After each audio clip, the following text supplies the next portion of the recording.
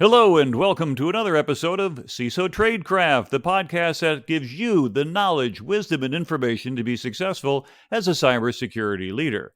This is G. Mark Hardy, and today I'm pleased to have in the studio a guest, Rebecca Mossman, a friend of mine I've known for, a number of years, probably a couple decades, though you certainly don't look that old, but who's got at least 20 years of experience in cybersecurity and a number of different management roles. Welcome to the show. Thank you. Well, the reason I wanted you to come on board is that there's a lot of things people have questions on, such as you get to a new role or as you hire people into new roles, because you've been experienced in this for a number of opportunities over your career. Uh, let's start out, I guess, a little bit about, let's say, individually establishing yourself in a new position and kind of your ideas on that. What would you suggest? Yeah, I think one of the key aspects of joining a new role or a new position or even, entering somewhere new is to learn about your environment and understand your partners and key stakeholders and people you'll be working with throughout your tenure at the new place. I think that's key to the first part of establishing yourself. Well, keep on going. What else would you suggest? I think learning about the environment and the services that you're providing, how your product fits within the rest of the portfolio and the work that you're doing at the organization, and the goals of your key stakeholders, time frames that they'd like to achieve them, and especially joining somewhere new, you want to demonstrate the value that you'll be providing for an organization or a service. And once you start demonstrating that value, it shows that you have an understanding of those key pieces that you learned once you entered the environment, the service that you're working in. So, from your experience, when you start a new job, or maybe even if you hired somebody in a new job, there's always a job description. And they got this, and this. What's your experience been? I mean, do you find out that you end up hitting in all four corners on everything that's on the list, or is it really kind of you make it up as you go along, or just a few key things? And then how do you differentiate early on? What is it that new job really entails as compared to what did they just put in there to maybe satisfy HR?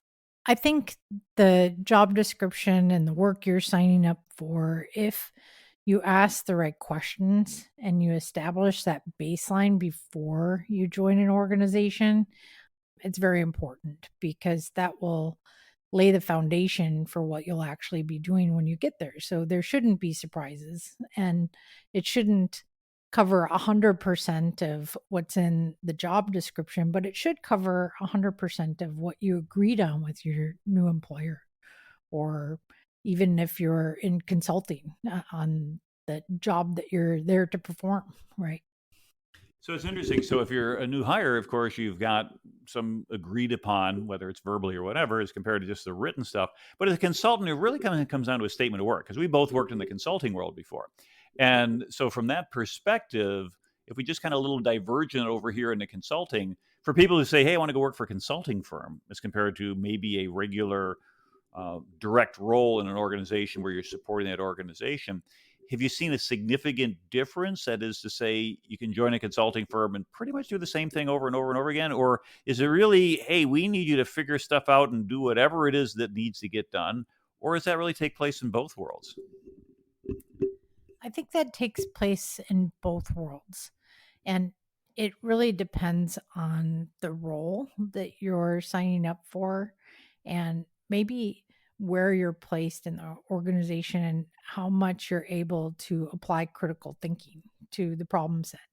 So if you're a regular employee that is supposed to, move widgets around, then that's your role. But if you're expected to think critically about the problems, it doesn't matter if you're an employee or a consultant. So which just brings up an interesting point. So if you're brand new and you got your critical thinking bit turned on, it means that you're looking at the organization perhaps a different way that people have been there a while. And they like to say, before you drink the Kool-Aid, write things down. Stuff that says like, why do they do that? And things such as that.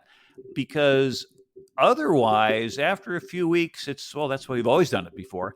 And then potentially you lose the value of that new set of eyes. That being said, sometimes at an entry level position or even the new person, depending on the corporate culture, they don't always appreciate a visionary. They sometimes say, "You're only here to be a functionary. You're not here to tell us what to do." I mean, that's what my experience of in the consulting world. When you start out early on, it's like, yeah, go out and be billable. So how do you reconcile that desire to be able to say, "Hey, I see something that maybe we all can fix," as compared to just keep your mouth shut, and after a while, you lose that opportunity because you just kind of live with it. I think a lot of the ability to speak up and think critically starts with confidence. Being confident in what you're thinking about, articulating clearly, and being respectful. That's really the cornerstone. If you're not respectful about your thoughts, nobody will want to hear them, no matter how critically you've thought through the problem. If you present it in a way that's insulting or demeaning to other people, they're going to shut you out regardless. But if you approach it in a very respectful way that really brings them with you on the journey, demonstrates that you can see clearly they've thought about the problem in some way or it's relatable, it's much easier to work through those communications and apply critical thinking to something if you come from a place of respect. So there's a little bit of Dale Carnegie in here in a way, where you go ahead and win friends and influence people, suggesting that there's approach if you want other people to engage in your ideas. Sometimes it's helpful to make them think it was their idea. And I think it was Ronald Reagan who said, if you don't care who gets the credit, you can get a lot of work done. So as a new set of eyes, you can come in there, but would that potentially be, if you will, a layer 8 item where it's on the politics? Because some organizations encourage kind of a bottom up idea generation to say, hey, you guys can see what's going on. And other organizations are much more top down, where kind of like the old poster with a gorilla, if I wanted your opinion, I'd beat it out of you. Well, I don't think any of us really want to work there, but I think your thoughts about respect are really, really key. Any strategies or suggestions for how to start going about asking the right questions in the right way, if you will, so you either don't sound like a 2-year-old, why are we doing this? Why are we doing this? Why are we doing this? Or being a nudge where you're just constantly bugging people, but at the same time, you're able to do so in a respectful way that makes a difference. Any thoughts on that? I think after exploring thoughts, I'm trying to think of a way to phrase that I am nagging and nudging. So without, demeaning the quality of the nudging and the nagging, I do feel like there's some regards to that, right? And persistence. And if I didn't phrase the question correctly to get at what I'm trying to understand, asking it again in a different way or to different teams, and until you get to the point where there's a level of understanding that if something's there or not to extract. And if there's not something there to extract, explaining how those thoughts fit in with things that exist. So it's less selling the ideas that are there and more showing how your thoughts plug in with the system of systems that exists. Because if you're going into some place that exists, you're really complementing things that are already there. So if you come in and try to overlay, that's where you start getting into challenges with respect and understanding and communication. Getting that. So, to a certain extent, there's really two things you can look at. One is, hey, figuring out this diamond mining, and hey, this is ideas that you probably had, but you didn't even recognize, if you will. They call that latent information, where once you say, oh, yeah, you're right. But then there are also existing ideas. And we kind of joke about the fact that it says, no, nobody has an ugly baby. But if you come in an organization, you look at it and you go like, seriously? What are the alternatives to, saying, well, your baby's ugly, but doing it in a diplomatic way? Is there a more constructive way to approach something where you look at it and you go, this just isn't making sense? I think versus the ugly baby, I've actually heard the concept from you, I think, where, we want to feed and nurture the services that we're proud of and that are existing. And it's not that the baby's ugly, it's that we want to be a part of the nourishment and growth of something that everyone's proud of.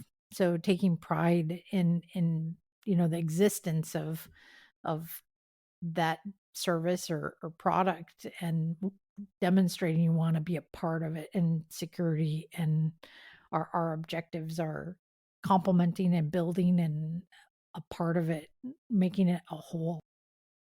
And I think you mentioned early on talking about our product and whatever we offer. So if you're in an organization where you're delivering a product or service, but you're not a cybersecurity company per se, because a lot of us work in organizations where the main goal is to produce a product or service that's going to be of value to their customers. And it's not just going to be the security. We're there to help protect, to enable, to empower, and all that other good, happy stuff that comes along. And yet sometimes you look at structures, you're like, why are we doing this? And things such as that. So you talk about the positive side, which is let's go ahead and make it go better. But if it really is a horrible idea, and we've always done it that way, has been their attitude, is there any way to kind of break somebody of that habit? Or are you the wrong person to go ahead and lead that charge because you're new?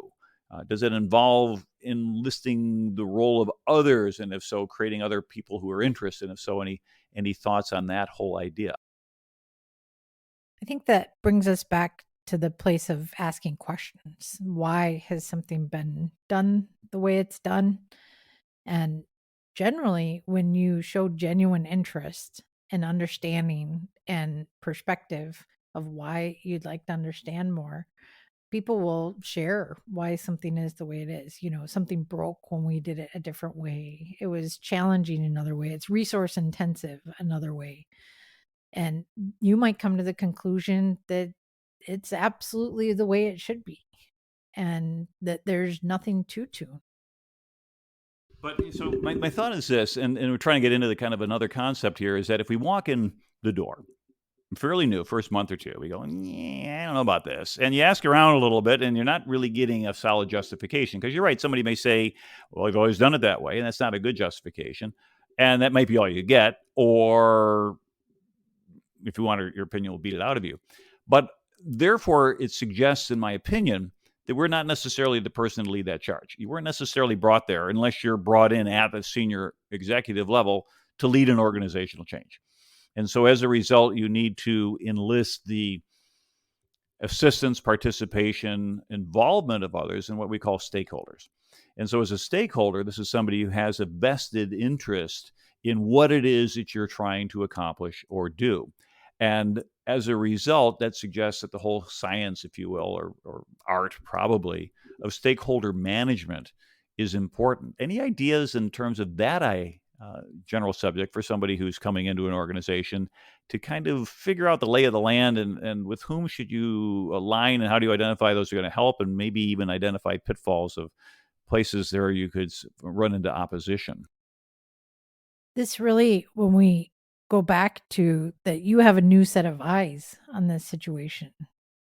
Somebody may tell you who the stakeholders are, but taking that, view from the moon down on what you're trying to accomplish, and identifying, are those the right stakeholders, and maybe enlisting other stakeholders that understand what you're trying to accomplish or why it's valuable, how you're adding value is important in creating, a healthy stakeholder set. Yeah, so really, it's a couple of things. One is, of course, the direct involved in whatever you're doing. So if you're doing a project, your stakeholders could be the people who are funding it, who are doing the work, who are gaining the output of the particular product. But there's also kind of a layer 8 level in stakeholder management that often isn't addressed. At least I hasn't seen it written down formally, which is, how do you bring in people as a political offset to those who might be opposed to what you're doing? For example, you know that you're there to accomplish a particular goal, and you encounter organizational resistance. It could be somebody's obstinate. It could be just inertia, because a lot of organizations have been around a while. There's an existing network of people with connections, and you're tending to disrupt that. So, therefore, to be successful, it's a little bit like trying to find a trump card in a way. You have to say, okay, if somebody's a jack, I need to find a queen, or somebody a queen, I need to find a king. Somebody got a little bit more power in there, and as a result, you could bring in stakeholders who really aren't directly involved like a typical stakeholder. But I could get, for example, the vice president of sales really interested in what I'm doing, explain it to her what's going on, etc. And then if someone tries, well, I think it's a really dumb idea, she can stand up and say, you all get a job and you all get paid because of my team in sales, and I like this. At that point in time, you've got some really good top cover. So the thought is, coming in early on, is assessing the lay of the land, may also being identifying, if you will, for lack of a better term, sponsors, people who could either formally or informally sponsor not just your particular project or ideas, what you were hired to do, but even you as an individual. What do you think about that? Yeah, I think if you're thinking of what you're delivering as a value added product, there should be stakeholders like that to enable that concept. So whether it's enabling a sales channel or enabling improvement of the product through the service, uh, it's pretty easy to pull someone in as a key stakeholder when you demonstrate the value of your product. And a product could be anything from a policy to a service and consulting. And when I'm saying consulting here, I mean internal, like explaining how things apply to the environment or um, what they're trying to deliver, as well as actual product development. So, kind of the thought then is, you might run into conflicting priorities where you might find one person who says, I want X, and then someone who says, I want not X.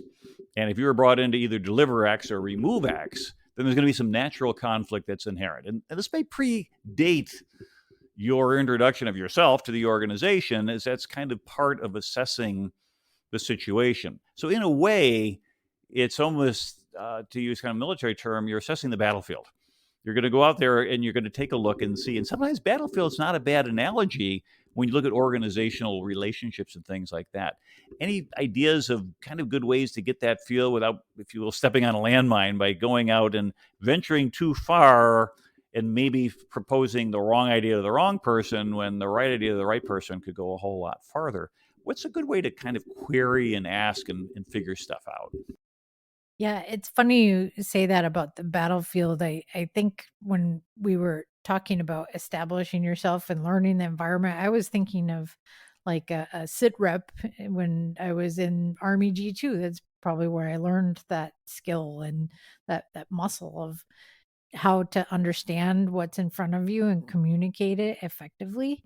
And sometimes you may just have one view of that battlefield and it's not a complete picture. So gaining that complete picture is what's really important. And, in those communications and talking with key stakeholders, you start filling in the picture more clearly, and then it makes a complete package versus, trying to develop the package on your own. You'll never have that full situation view. And there's different techniques and things like that for stakeholder management. You can define the key processes that exist within your organization, look at the inputs and the outputs, and then who consumes those outputs and who provides or supplies those inputs. And then that then gives you sort of a short list. And recognizing that the output of one phase could be an input to the next one, this can kind of loop back on itself. But there actually are ways then that when you walk in, you don't have to look around and go, huh, but you can get right to work and start to say, what's the business process? How does security enable that business process, or in some cases, maybe inhibit it, depending upon the health of how security is implemented there?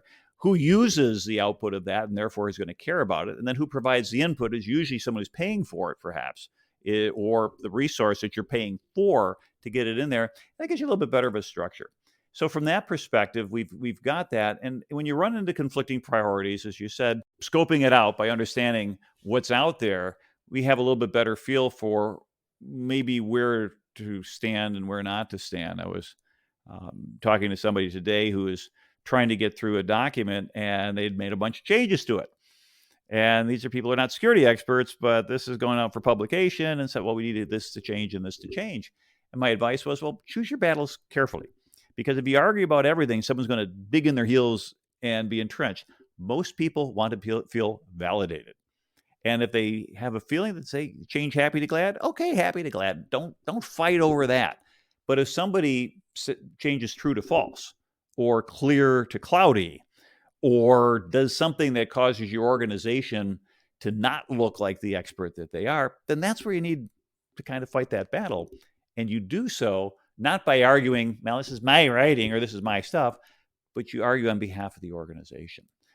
If we change this, how does that help our organization look better to our customers, our clients, et cetera?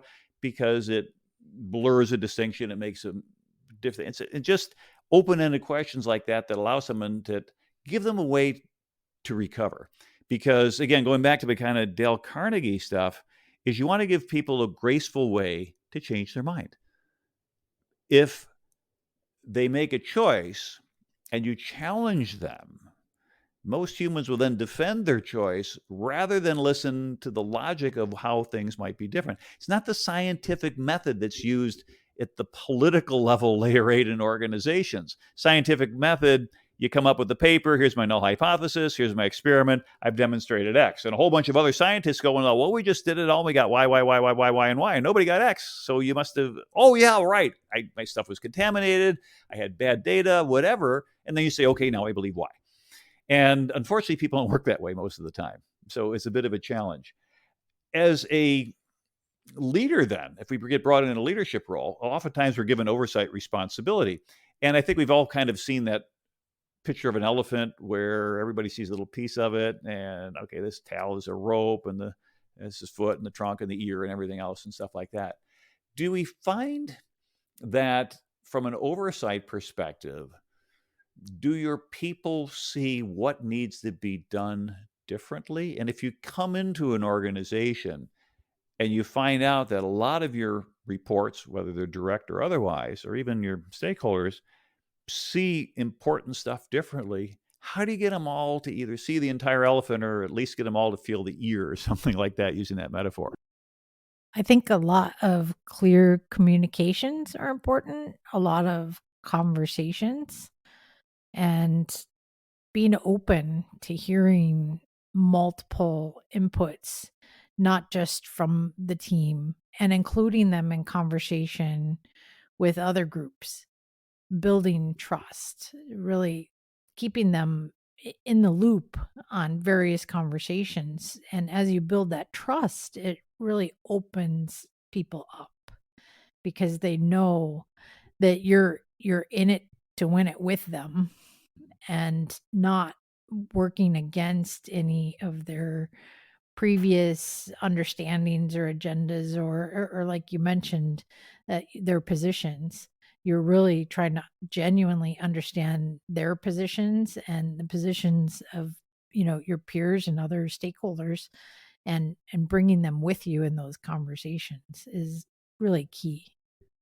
And another useful technique is to kind of meet with your folks one-on-one and ask them, what are the 3 most important things that you need to focus on?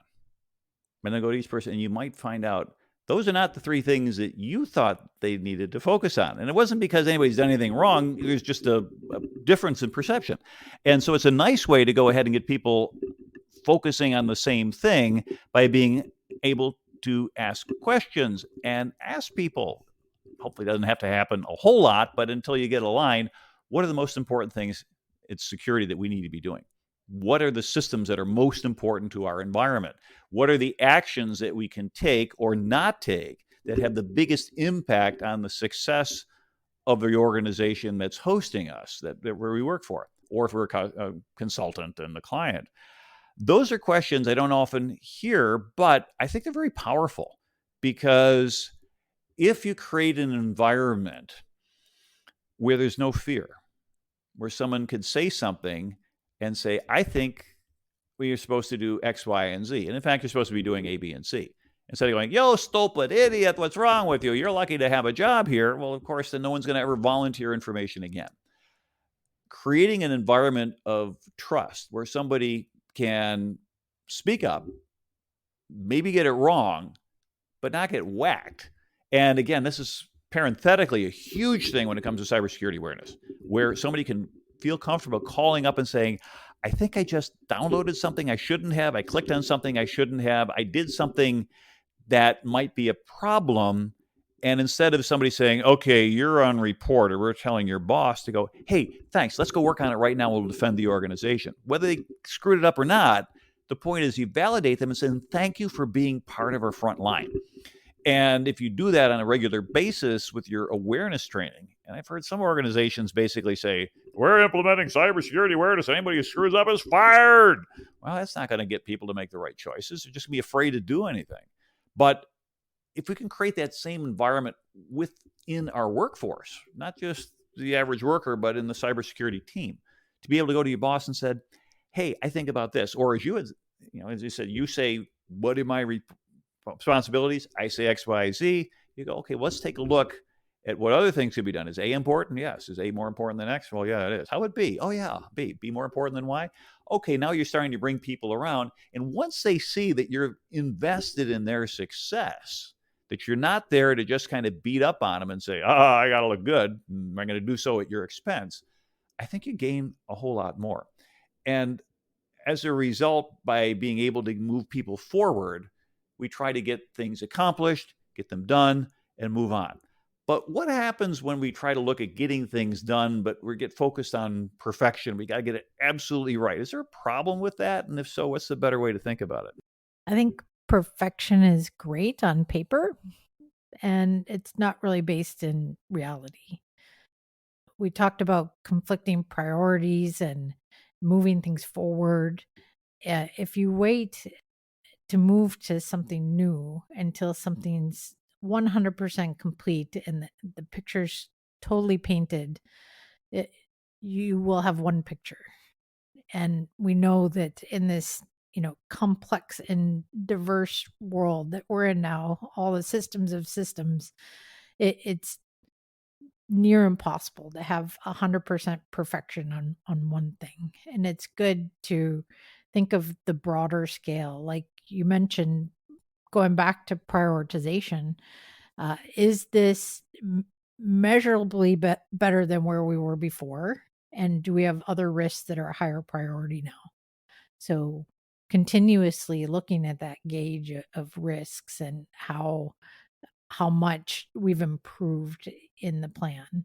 I mean, unless 100% completion of closure of something that's going to expose you, that's probably an edge case versus significant change of programs and in progress. So what we have then is things that need to get done.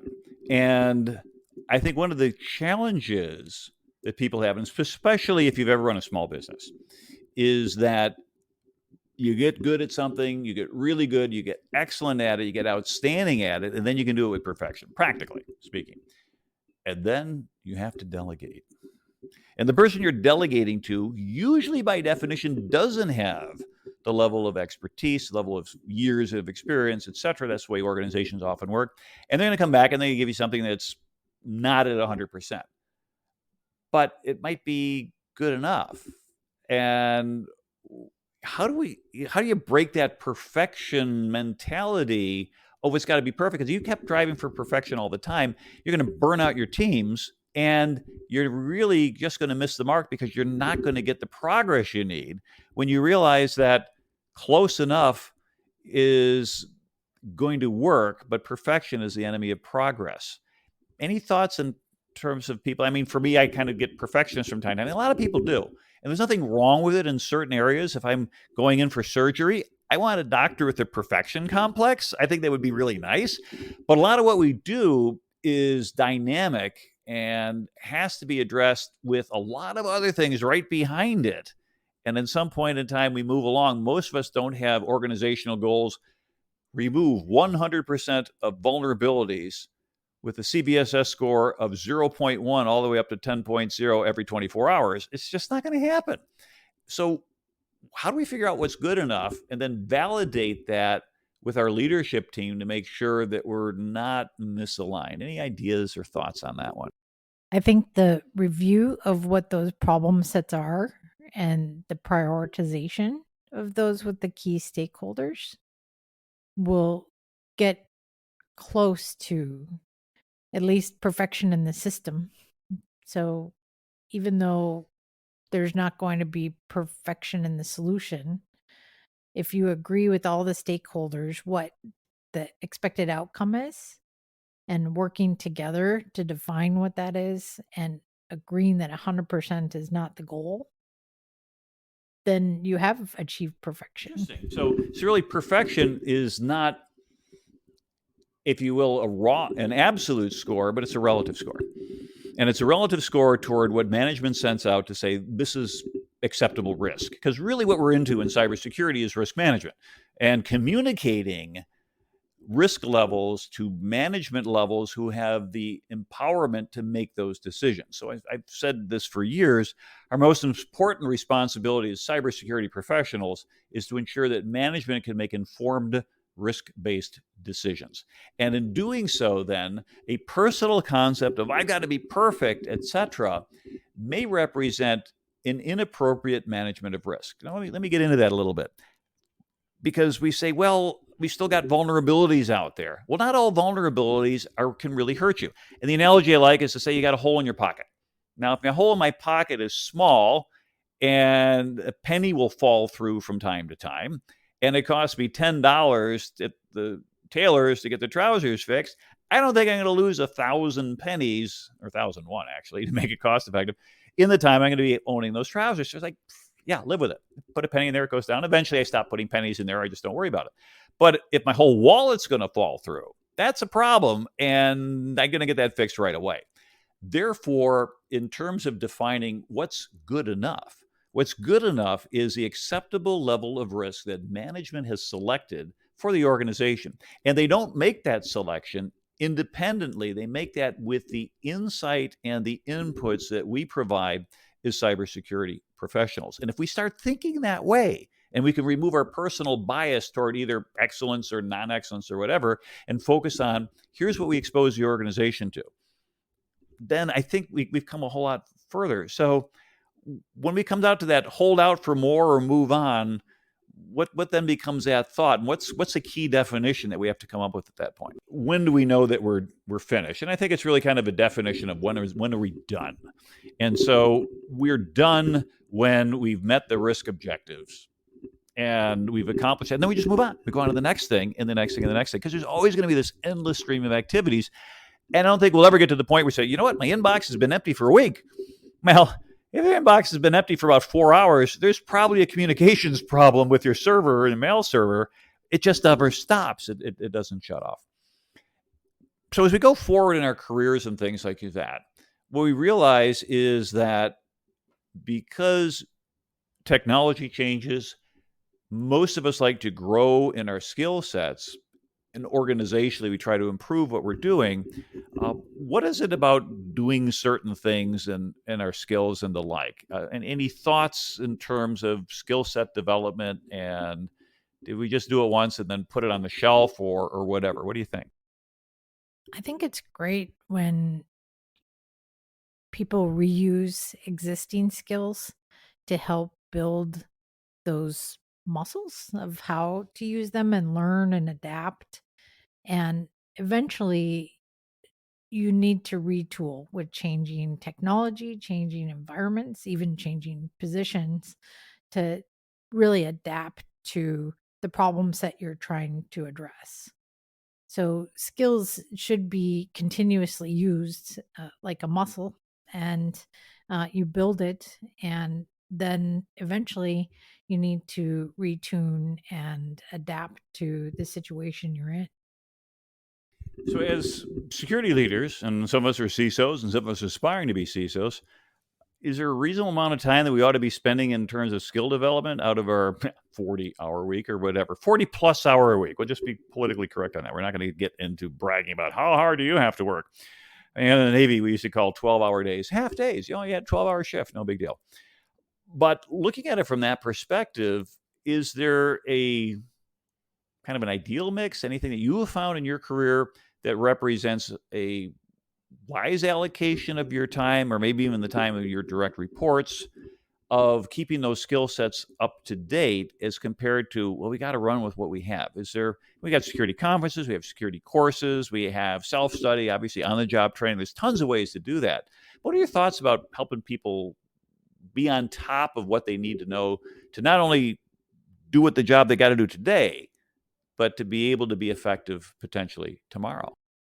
I think it's less a matter of carving aside a number of hours or certain allocation, and more having that sort of rudder that defines where you want to be in the future. If you know you want to continue learning and continue in a certain role, you know that that role will change over time. And looking at near term needs like 6 months, 1 year, 2 year, what am I going to need to know a year from now to stay relevant and adapt and continue improving what I'm doing today? So, what you're doing today, there's always room for improvement. Um, Whether you have a great template and a great foundation, it's always great to reevaluate that and learn if there's new tools, new processes, technologies, or skills to move that forward. So it's really a continuous process. And depending on the rate of acceleration that you want, or the complexity of the problem you're trying to address, that will really determine the frequency and what you need to learn. Great insight. So for us, we can read what we need to get done. We can see, hopefully, direction of the organization, maybe new technologies we're implementing, we're acquiring, that we're having to enable. And then from your observations with the teams that you worked with before, do you find that providing that ongoing training, certs, et cetera, works well as a retention tool for people who want to stick around because, whoa, this organization really invests in me? Or is it one of those things where you go like, man, we could care less, and they're just going to go on for another job just because there's a couple more $1,000 dangled at them? What do you think helps keep people to stick around in a really hyper competitive market like we have now, where just about any of us could probably get a job at 5 other places in the next week? I think understanding their goals and objectives and working with a person's individual needs is the key. And whether they move to another company, we're all in information security. We all have the global same goal. And, if they take those skills and take them to a greater position within the organization or elsewhere, that's a testament to your leadership. And you hope that people grow and develop into new roles, and you hope that they stay with you at the organization. Sometimes that just doesn't fit because of timing or situations. But your ultimate goal is to continuously learn and enable people to learn and grow.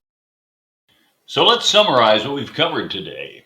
We've talked about the importance when you're establishing yourself in a new position that you're going to be able to see the organization from a set of outside eyes. But very shortly, you're going to then begin to accept everything the way it is. So use this new insight to be able to provide recommendations for improvement. And if you're bringing people into your organization, encourage them to offer suggestions early on. That window goes away no matter how much we try to keep it open, just simply because of human nature. Things get accustomed to what we're doing, and then we never see them anymore. Just like we've always done it that way. When it comes to relationships, gain understanding of other people's needs and ask questions. Of course, consulting, we often do that. And in doing so, we're trying to not only understand what the other person needs, but to get some buy-in for our initiatives. There's kind of the saying I'd mentioned, like, your baby isn't ugly, we just want it to thrive. And so when approaching somebody else's idea that seems a little bit suspect, be careful and cautious as to how you go about it. People tend to be proud of the work that they've done. And we want to come at it in such a perspective that you let them know that you care about the output, you want it to do well, but hey, maybe there's a way we could do it better. And again, there's always a thought that if you can make somebody else think it was their idea, they're going to be more likely to follow it. With regard to stakeholder management, keeping track of all the individuals, of course, identifying them that can have an impact on the success or failure of your project or plan, but also consider that you can create your own stakeholder. As a political offset to somebody who may be powerful and opposed to what you're doing, you might be able to find somebody even more powerful to be able to act as that offset. Be able to go ahead and have a progress plan that you can communicate regularly with multiple stakeholders. Keep them in the loop, not too often, but often enough that they understand what's going on so that A, you know that they can maintain awareness of what you're doing, and B, you can demonstrate the progress and that their confidence in you is well founded. With respect to priorities, it's a matter of resolving conflicting priorities. Ideally, as security professionals, we help management make informed, risk-based decisions. And in doing so, we help select from a number of choices that which is best for the organization. With respect to oversight, you can lead the organization by communicating effectively, whether it's merely to your coworker, to your entire team, or to the organization as a whole. We had alluded to the project manager visual of an elephant where the trunk is only being felt, and then the ear, and then the leg, and the tail, and it's all different perceptions. Your clear communications, ideally through effective storytelling, will help people see, if you will, the entire elephant, and then you'll be able to communicate what you're looking to do. With respect to completing a project, perfection is the enemy of progress. Yes, it's great to have everything done exactly correct, and in some particular cases, like you're going to put a satellite up on orbit, there may be requirements for that. But in general, there's a point that you reach where you have to define the word done. This is good enough. Do we hold out for more improvement, or do we move on? And from a risk perspective, trying to paint into the corner, get that 98th, that 99th, that 99.9 percentile may not provide a return on investment that is warranted to the amount of effort you're putting in there. So understand when enough is enough, if you will, so that you can level set your effort accordingly. And then lastly, it's important that individuals, both you as well as your team and those around you, continue to do their personal development. Skills develop like muscles through use, and by adapting to change, you demonstrate an ability to be able to do more. And as a result, you may be turned to in the future for more responsibility to be able to handle projects that are of greater and greater impact. Well, I thank Rebecca Mossman for being part of our show today. Longtime friend, respected cybersecurity leader, and glad that you were able to go ahead and spend some time with us. Well, this is G. Mark Hardy for CISO Tradecraft, as always, welcoming you to go ahead and follow us on LinkedIn, share our show with others that you have so they know where you got your good ideas, and until the next time, stay safe out there.